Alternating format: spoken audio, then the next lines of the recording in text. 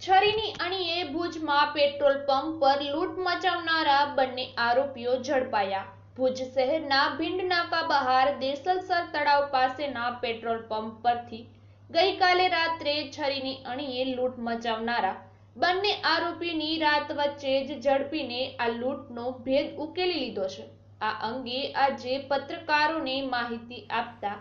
પશ્ચિમ કચ્છ જિલ્લાના in charge police અધિક્ષક સાગર બાગમારે જણાવ્યું હતું કે ગઈકાલે રાત્રે ભુજના ભીંડ નાકા બહાર મેમણ મુસાફરખાના પાસેના RHK પેટ્રોલ પંપ પરથી છરી બતાવીને અંદાજે 40,000ની લૂંટ બનાવમાં એ ડિવિઝન પોલીસ તથા LCBએ તુરંત કાર્યવાહી આદરી CCTV ચકાસતા પોલીસે જ આરોપીઓને ઓળખી લીધા હતા, કારણ કે આ બંને આરોપીઓ વિરુદ્ધ ચોરી અને લૂંટના ગુના નોંધાઈ ગયા હોવાથી રીઢા ગુનેગાર છે। રાત વચ્ચે જ પોલીસે ખાનગી બાતમીદારોની બાતમીના આધારે બાવળોની ઝાડીઓમાંથી આરોપી અલ્તાફ ઉર્ફે પંચર ઓસમાણ મમણ તથા રિયાઝ ઉર્ફે ખોખો બચ્ચુ મમણ બંને ભીંડ નાકા બહાર ભુજને ઝડપી લીધા હતા અને પૂછપરછમાં બંનેએ ગુનો આચર્યાની કબૂલાત કરી ₹33,000 લૂંટ્યાનું જણાવ્યું હતું। પોલીસે લૂંટાયેલી રકમ અને છરી સાથે ધરપકડ કરી કાયદેસરની કાર્યવાહી હાથ ધરી છે। આ કામગીરીમાં એ ડિવિઝનના PI AG Parmar, PSI DJ Thakor, DJ Rathwa, DB Lankutra, ASI Umesh Barot, head constable Mahipalsinh Jadeja, Ranjitsinh Jadeja, Bharatji Thakor, Kiranbhai Chaudhari, Bhaveshbhai Chaudhari, Mukeshbhai Taral, Viramabhai Ahir, constable Lakhabhai બામવા,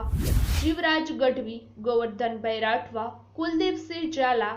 અશ્વિનભાઈ નાટડા તથા B ડિવિઝન પોલીસ મથકના ASI Nileshbhai Bhatt, head constable Mayursinh Jadeja તથા કોન્સ્ટેબલ કિરીટસિંહ જાડેજા જોડાયા હતા।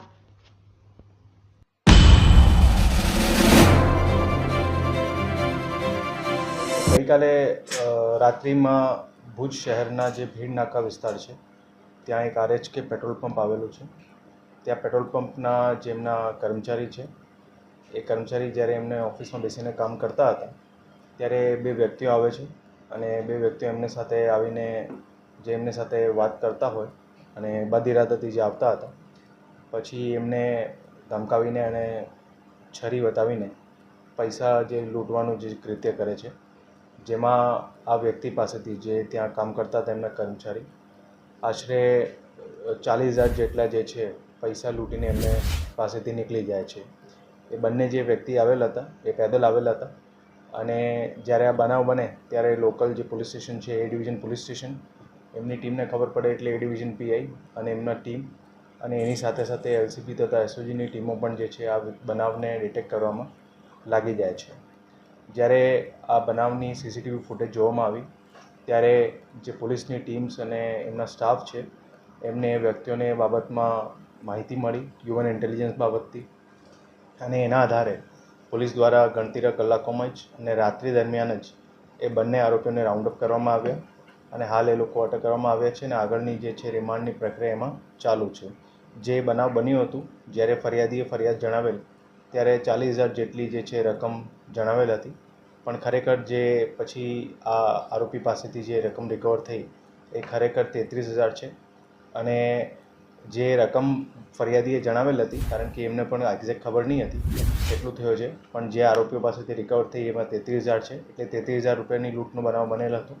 અને 33,000ની ટોટલ રકમ જે છે પોલીસની ટીમો દ્વારા રિકવર કરવામાં આવેલ છે। જે આ બનાવ બનેલ હતું એ પોલીસ દ્વારા એકદમ એમને તાત્કાલિક અને સિરિયસલી લઈને અલગ અલગ દિશાઓમાં જે ટીમો બનાવવામાં આવેલ હતી એમાં આધારે બંને આરોપીઓને તાત્કાલિક રાઉન્ડ અપ કર્યા અને A ડિવિઝનના PI, B ડિવિઝનનો સ્ટાફ, A ડિવિઝનનો પણ સ્ટાફ, LCB બધી ટીમો જે રીતે લાગેલી હતી એટલે ડિટેક્ટ કરવામાં આવ્યો છે અને જે બે આરોપી છે એ બે આરોપીઓના નામ છે અલ્તાફ ઉર્ફે પંચર ઉસ્માણ મામણ અને રિયાઝ ઉર્ફે ખોખો ભયું મામણ। એ બંને જે છે એ ભુજના રહેવાસી છે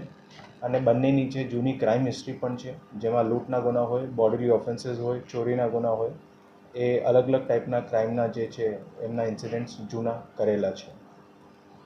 સાહેબ, આ લૂંટ કરવા પાછળનો ઉદ્દેશ શું હતો? તેમની પાસે આર્થિક સંકળામણ હતી કે બીજું કોઈ કારણ શું સામે? હાલ એમની તપાસ ચાલુ છે, પણ પ્રાથમિક રીતે જે રીતે જાણવામાં આવે છે એ પ્રમાણે એમને પૈસાની જનરલી જે છે જરૂરિયાત હતી, એના ઉદ્દેશ્યથી જે છે એમને દ્વારા કૃત્ય કરવામાં આવેલું. સાહેબ, ગણતરીના કલાકોમાં લૂંટનો ભેદ ઉકેલાયો છે. કઈ એવી કડી મહત્વની સાબિત થઈ જેના કારણે પોલીસ ઝડપથી આરોપી સુધી પહોંચી? જેમ હું આપણે બધાને જણાવ્યું કે જે પોલીસની ટીમોએ જે તાત્કાલિક જે આ બનાવની ખબર પડી અને અલગ અલગ દિશાઓમાં જે ટીમો કામે લાગી હતી અને એના જ અનુસંધાને જે સીસીટીવી ફૂટેજ જોવામાં આવ્યા હતા, એના ફૂટેજના આધારે પોલીસને હ્યુમન ઇન્ટેલિજન્સ પણ એમાં બાતમી મળી અને એની સાથે સાથે જે લોકોના ફેસ હતા એ ફેસના આધારે પણ જે અમારા સ્ટાફ છે એમને પણ એક આઈડિયો લાગી ગયો હતો, જેના આધારે પોલીસને જે છે તાત્કાલિક આ ગુનાને ડિટેક્ટ કરવામાં મદદ મળી છે. એમની તપાસ ચાલુ છે. બનાવ જે હતો ગંભીર હતો. પોલીસ દ્વારા એમને અલગ અલગ દિશામાં તપાસ ચાલુ છે.